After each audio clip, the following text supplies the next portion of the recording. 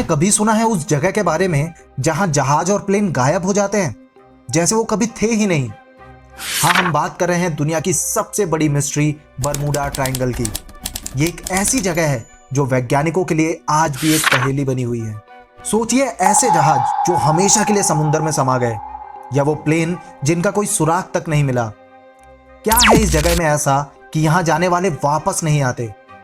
चलिए आज हम साथ में करेंगे इस अनसुलझे रहस्य का सफर, जहां हर मोड़ पर आपको मिलेगा एक नया सवाल और एक नया जवाब। पिछले 100 सालों में इस इनफेमस बरमूडा ट्रायंगल के इस इलाके में करीब 100 जहाज और प्लेन गायब हो चुके हैं, जबकि साइंटिस्ट इस रहस्यमयी जगह और यहां हुई भयानक घटनाओं के पीछे का कारण जानने की कोशिश कर रहे हैं। बरमूडा ट्रायंगल में क्रैश हुए प्लेन्स के ब्लैक बॉक्सेस में दर्ज किए गए कई मैसेज इस जगह को और भी ज्यादा रहस्यमयी बना देते हैं। यह एरिया बरमूडा आइलैंड से लेकर फ्लोरिडा और पोर्टो रिको तक फैला हुआ है, जो लगभग 8,05,000 स्क्वायर किलोमीटर का एरिया कवर करता है, मतलब लगभग 2 जापान के बराबर। इसके अलावा इस जगह पर अटलांटिक ओशियन का सबसे गहरा पॉइंट मिल्वाकी द्वीप भी है, जो करीब 1.5 माउंट किलिमंजारो के बराबर है। शायद यही वजह है कि इस इलाके में गायब हुए जहाज और प्लेन के हिस्से आज तक नहीं मिल पाए हैं। लेकिन जब रिसर्चर्स ने इन खोए हुए जहाजों को ढूंढने की कोशिश की, तो उन्हें कुछ ऐसा मिला जो पूरी तरह से समझ के बाहर था। 1944 में यूएस नेवी ने फ्लोरिडा के पास बरमूडा ट्रायंगल में एक अमेरिकन जहाज रूबिकॉन को खोज निकाला। इस जहाज से 1 महीने पहले ही संपर्क टूट गया था, जब यह क्यूबा से हवाना की ओर रवाना हुआ था। सभी ने मान लिया था कि जहाज डूब गया होगा। यात्रियों के रिश्तेदार पागल हो रहे थे ये जानने की कोशिश में कि उनके परिजनों के साथ आखिर क्या हुआ, वो कहां गए। लेकिन जब नेवी जहाज के पास पहुंची तो उन्होंने देखा कि जहाज पूरी तरह से सुरक्षित था। और सबसे बड़ा शॉक तब लगा जब उन्होंने पाया कि जहाज पर 300 से अधिक लोगों में से कोई भी नहीं था। बस एक कुत्ता था जो डेक पर अजीब तरह से घूम रहा था। सभी सामान और फूड सप्लाई भी एकदम सही सलामत थी, जैसे कि यात्री अचानक से गायब हो गए हों। ऐसा ही एक और केस 1840 में सामने आया, जब एक फ्रेंच जहाज रोसेली जो हैम्बर्ग से हवाना की ओर जा रहा था, बरमूडा ट्रायंगल के पास सरगासो सी में पाया गया। इस जहाज पर जैसे समय थम सा गया था। रसोई में नाविकों के लिए खाना तैयार था, लेकिन जहाज पर एक भी इंसान नहीं था। बस एक भूखा कैनरी अपने पिंजरे में चहचहा रहा था। इसी तरीके की घटना 1872 में अमेरिकन जहाज मैरी कैलेस्टी के साथ भी हुई। यह जहाज न्यूयॉर्क से इटली जा रहा था और एजोरोस के पास 1 साल बाद पाया गया। जहाज पर कप्तान के केबिन में अनछुए खजाने और एक जीवित बिल्ली मिली, लेकिन क्रू का कोई भी नामो निशान तक नहीं था। सबसे डरावनी बात यह है कि बरमूडा ट्रायंगल का असर सिर्फ समुद्र तक सीमित नहीं है, बल्कि यह आसमान तक भी फैला हुआ है।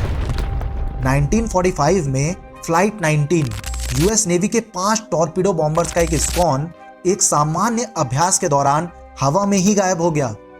सभी 5 विमानों का एक साथ फेल हो जाना बेहद ही असंभव लगता है, और ये सारे प्लेन्स उड़ान से पहले पूरी तरह से जांचे गए थे। 4 दिसंबर 1970 को बीचक्राफ्ट बोनंजा विमान के साथ हुई घटना तो और भी ज्यादा अजीब थी। पायलट और 2 यात्री एंड्रोस आइलैंड बहामास से फ्लोरिडा की तरफ उड़ान भर रहे थे। उन्हें करीब 400 किलोमीटर की दूरी तय करनी थी, जिसे पूरा करने में आमतौर पर 90 मिनट लगते हैं। 3500 मीटर की ऊंचाई पर पायलट ने एक अजीब सिलेंड्रिकल आकार का बादल देखा, जिसका डायमीटर 1 किलोमीटर से ज्यादा का था और लंबाई तो अंतहीन लग रही थी। चूंकि यह बादल बहुत बड़ा था, पायलट के पास इससे गुजरने के अलावा कोई ऑप्शन नहीं था। जैसे ही विमान इस बादल में दाखिल हुआ, चारों तरफ से अंधेरा छा गया। अचानक प्लेन के चारों ओर से तेज सफेद लाइट दिखाई देने लगी, जो सब कुछ रोशन कर देती थी। पायलट के मुताबिक यह बिजली नहीं थी। उसने सोचा कि उसका आखिरी समय आ गया है, लेकिन लगभग 1 मिनट बाद उसे सुरंग के आखिर में एक रोशनी दिखाई दी। बादल की यह सुरंग धीरे धीरे सिकुड़ने लगी, और साथ ही सारे इलेक्ट्रॉनिक डिवाइसेस ने भी काम करना बंद कर दिया, और कंपास की सुई अजीब तरह से घूमने लगी। किसी बिंदु पर पायलट ने वेटलेस महसूस किया और अचानक विमान बादलों से बाहर आ गया। जब पायलट ने अपने लोकेशन को चेक किया तो वह मियामी के करीब थे। हालांकि उनकी उड़ान को सिर्फ 47 मिनट ही हुए थे। विमान ने अपेक्षा से बहुत कम समय लिया और बहुत कम फ्यूल का भी इस्तेमाल किया था। उस दिन बोर्ड पर मौजूद लोग खुद भी नहीं समझ पाए कि वे समय से पहले कैसे वहां पहुंच गए। लेकिन सबसे अजीब और रहस्यमयी कहानी pan American world Airways flight 914 की है, जिसमें 57 पैसेंजर्स सवार थे। 2 जुलाई 1955 को यह फ्लाइट न्यूयॉर्क से उड़ी और मियामी में 3 घंटे बाद लैंड करने वाली थी, लेकिन यह अचानक रडार से गायब हो गई। इसके मलबे भी आज तक नहीं मिले। काफी समय तक यह माना गया कि फ्लाइट क्रैश हो गई है और सभी यात्री भी मारे गए। 37 साल बाद वीकली वर्ल्ड न्यूज ने इस उड़ान के बारे में एक चौंकाने वाली खबर प्रकाशित की। इसमें कहा गया कि 9 सितंबर को वेनेजुएला के कराकास एयरपोर्ट पर अचानक रडार पर एक नया डॉट दिखाई दिया, जैसे कि कोई नया विमान अस्तित्व में आ गया हो। उतरने के बाद पायलट ने टावर से संपर्क किया और पूछा कि वो कहाँ है, क्योंकि उसे मियामी एयरपोर्ट पर 2 जुलाई 1955 को 9:55 पर पहुंचना था। उसे जब बताया गया कि ये 1992 है तो वह घबरा गया।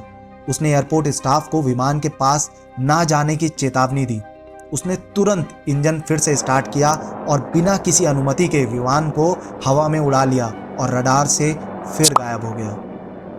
हालांकि बरमूडा ट्रायंगल में ये घटनाएं बेहद ही रहस्यमयी हैं, लेकिन वीकली वर्ल्ड न्यूज जैसी पत्रिकाओं पर पूरी तरह भरोसा करना बहुत ही मुश्किल है।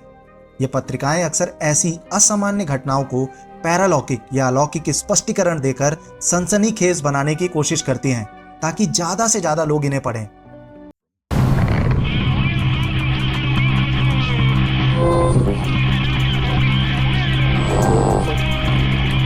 ये आखिरी वर्ड्स थे जो फ्लाइट N3808H के पायलट ने 28 जून 1980 को कहे थे।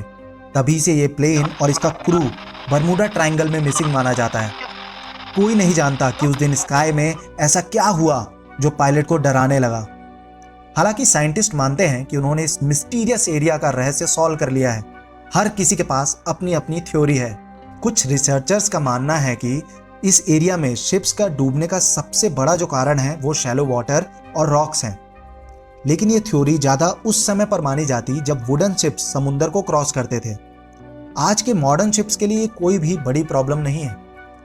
दूसरी तरफ कुछ रिसर्चर्स बरमूडा ट्रायंगल के पानी में दिखने वाले बबल्स की स्टडी कर रहे हैं, जो टेक्टोनिक प्लेट्स के क्रैक होने की वजह से होते हैं। उनके हिसाब से ये एक्सप्लोसिव मीथेन गैस है जो सरफेस पर आकर बड़े बड़े बबल बन जाती है और शायद पूरा शिप डुबा सकती है। लेकिन ये थ्योरी ये एक्सप्लेन नहीं करती कि कुछ शिप्स जो बरमूडा ट्रायंगल से गायब हुए थे वो खाली क्यों मिले और फिर भी वह सेफ थे। इसके लिए एक और थ्योरी है। जियोलॉजिस्ट का कहना है कि तूफान के दौरान वेव्स इंफ्रासाउंड पैदा करती हैं, जिसका नर्वस सिस्टम पर हार्मफुल इफेक्ट पड़ता है। इसके कारण शिप्स की क्रू पैनिक कर सकती हैं और डर की वजह से समझदारी भूलकर शिप से कूद सकती हैं। शायद इसलिए कई शिप्स बरमूडा ट्रायंगल में बिना किसी इंसान के मिली हैं, लेकिन उनका सामान सेफ होता है।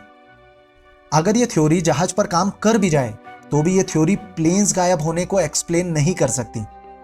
वेदर साइंटिस्ट स्टीव मिलर ने एक और इंटरेस्टिंग थ्योरी दी है। नासा के सैटेलाइट इमेजेस में उन्होंने बरमूडा ट्रायंगल के ऊपर कुछ अलग तरीके के हेक्सागोनल क्लाउड्स देखे, जिनके एजेस बिल्कुल स्ट्रेट थे।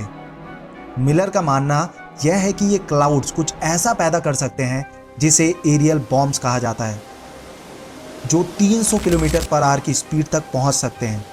ये फोर्स किसी बड़े शिप को डुबाने या प्लेन को मिनटों में नष्ट करने के लिए काफ़ी है। हालांकि इस थ्योरी को कंफर्म करने के लिए और ज़्यादा ऑब्जर्वेशंस की ज़रूरत है, क्योंकि इमेजेस में जो क्लाउड्स हैं उसमें कोई ऐसा फनल दिखाई नहीं देता जिससे हवा नीचे की तरफ जा रही हो। बरमूडा ट्रायंगल कई मीडिया, डॉक्यूमेंट्रीज और फीचर फिल्म्स का फेमस टॉपिक रहा है।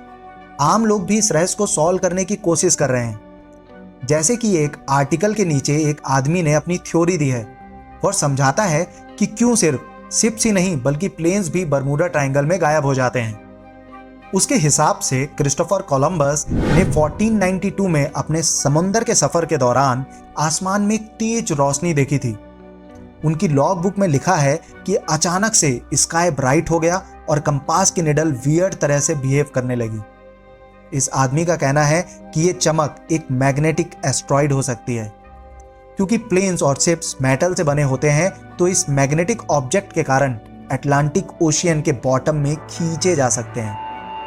हालांकि साइंस ने मैग्नेटिक फील्ड्स वाले एस्ट्रॉइड देखे हैं, लेकिन इस थ्योरी में एक प्रॉब्लम है। अगर ऐसा ऑब्जेक्ट 15th सेंचुरी में समुंदर में गिरा था तो ये कोलंबस की जनरल के अलावा और कहीं मेंशन क्यों नहीं है? और अगर ऐसा होता तो कोलंबस अगर उसके पास थे तो वो खुद एक बड़ी सुनामी में मारे जाते। कुछ लोग जहां बरमूडा ट्रायंगल को साइंटिफिक नजरिए से देखते हैं, वहीं कॉन्स्पिरेसी थ्योरिस्ट ने भी अपनी थ्योरीज दी हैं। उनका मानना है कि ये एरिया एलियंस के लिए एक हॉटस्पॉट है, जहां वो लोगों का अपहरण कर उन पर स्टडी करते हैं। इसलिए बरमूडा ट्रायंगल में मिलने वाले सभी शिप्स पर एनिमल्स बचे होते हैं और कीमती सामान भी अनटच्ड होता है। इस थ्योरी को सपोर्ट करने वाले कई प्रूफ हैं।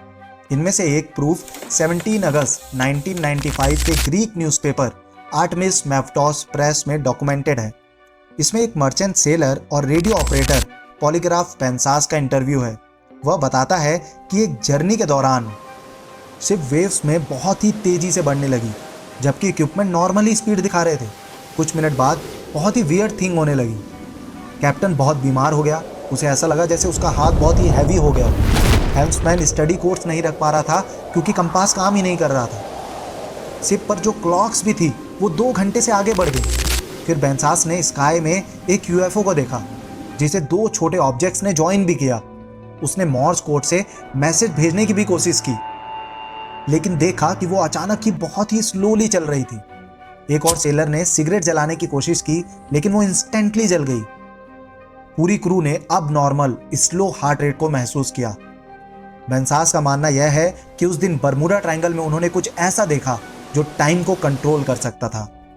यहां तक कि ऑफिशियल इंस्टीट्यूशंस ने भी बरमूडा ट्रायंगल में काफी वियर्ड चीजों को नोटिस किया है। 2020 में यूएस एयरफोर्स द्वारा ली गई एक फोटो में एक बहुत ही अनयूजुअल इवेंट दिखता है।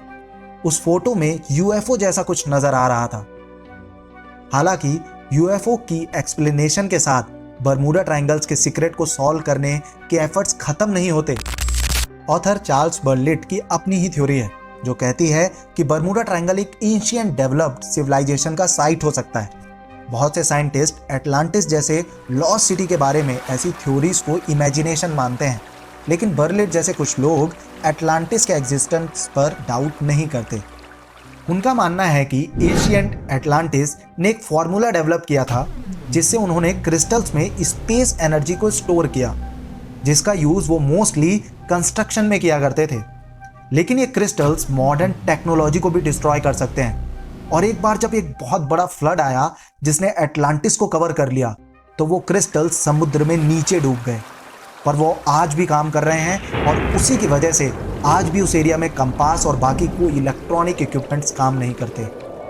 जहां साइंटिस्ट की थ्योरीज इन इवेंट्स को समझाने की कोशिश करती है, वहीं यूएफओस और एटलांटिस के बारे में थ्योरीज इस ट्रायंगल में वियर्डनेस को थोड़ा ज़्यादा ब्रॉडली एक्सप्लेन करती है। पर ये एक्सप्लेन तो करती है, पर ये थ्योरीज और स्टोरीज से हम कुछ ऐसे निष्कर्ष पर नहीं पहुंचते जिससे हम जो वहाँ लोग मारे जा रहे हैं उन्हें बचा पाएं, या कुछ ऐसा तरीका निकाल पाएं कि जिससे हमें इसका समाधान मिले।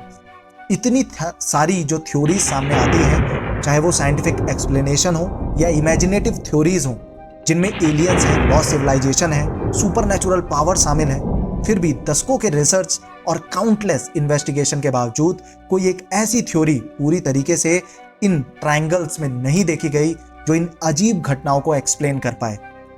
बरमूडा ट्रायंगल खासकर की दुनिया का एक ऐसा रहस्य बना हुआ है जहां नोन नेचुरल लॉस फेल हो जाते हैं और जहां सिर्फ अननोन राज ही कायम रहता है। कुछ लोग मानते हैं कि एडवांस टेक्नोलॉजी या साइंटिफिक डिस्कवरीज इस एरिया की मिस्ट्री को सुलझा सकती हैं। बाकी ये सोचते हैं कि ये ह्यूमन अंडरस्टैंडिंग के ही परे है और फ्यूचर जनरेशन के लिए एक लेजेंड्स के रूप में या कॉशनरी टेल्स के रूप में बनी रहेगी। ये अननोन या मिस्ट्री का जो आकर्षण है इन एरियाज के रियल डेंजर के साथ मिल करके यह सुनिश्चित करता है कि बरमूडा ट्रायंगल और इस जैसी जो और भी जगह हैं दुनिया में, वो आने वाले वर्षों में और आने वाले लोगों के लिए भी एक इमेजिनेशन को पकड़े रखने का काम करेंगी। जब तक ये मिस्ट्रीज बनी रहेंगी, वो हमें हमेशा फियर और क्यूरियोसिटी से प्रेरित करते रहेंगे। हमें याद दिलाते रहेंगे कि इस धरती पर अभी भी ऐसे प्लेसेस हैं जहां नॉर्मल रूल्स काम ही नहीं करते और जहां कुछ सवालों के जवाब आज तक नहीं ढूंढे गए हैं। दोस्तों, अगर ये वीडियो आपको पसंद आया हो तो प्लीज़ इसे लाइक करें। इस तरीके के मिस्टीरियस और इंटरेस्टिंग वीडियो देखने के लिए चैनल को सब्सक्राइब करें और दोस्तों अपने दोस्तों के साथ भी जरूर इस वीडियो को शेयर करें। धन्यवाद। जय हिंद, जय भारतम।